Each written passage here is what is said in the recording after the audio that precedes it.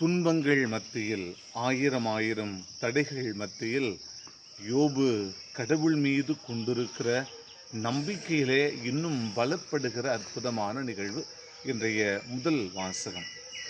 ஒரு குழந்தையின், சிறு பிள்ளையினுடைய மனநிலையை பெற்றுக்கொள்ள வேண்டும், அவர்தான் பெரியவர் என்று ஆண்டவர் இயேசு நற்செய்தி வழியாக சான்று பகர்கிறார்.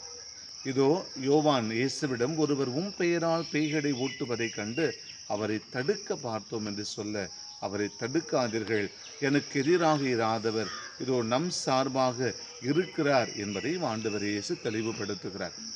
இறை ஆட்சி நம்மிலே பரவி வளர்கிறது என்று சொன்னால், இந்த இறை ஆட்சியினுடைய விழுமியங்கள் என்ன?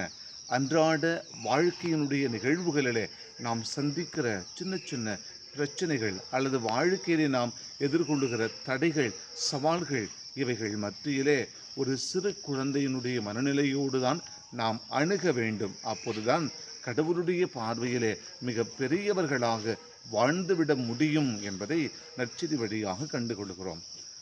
அருட்பணியாளரும் மறைவலனருமான புனித ஜெரோம் விவிலியத்தை ஆழ்ந்து நுணுக்கமாக கற்று தேர்ந்து தெளிந்த இந்த சிறந்த மறைவலனுடைய நினைவு நாளில் நாமும் இறை வார்த்தை நமக்கு வாழ்வு கொடுக்கிறது, இறை வார்த்தை நமக்கு நம்பிக்கையினுடைய வாக்குறுதிகளை தருகிறது, இறை வார்த்தையை வாசிக்கிற போது இறைவனோடு பேசுகிறார் என்ற அந்த அசைக்க முடியாத நம்பிக்கையிலே புதிய வாழ்வை ஒவ்வொரு நாளும் பெற்று மகிழ்வோம். மன்றாடுவோம். அன்பே உருவான இறைவா, வார்த்தையின் வழியாக எங்கள் வாழ்வை அமைத்து கொள்ள, சிறு குழந்தையின் உள்ளத்தை பெற்றுக்கொள்ள அருள்தாரும்.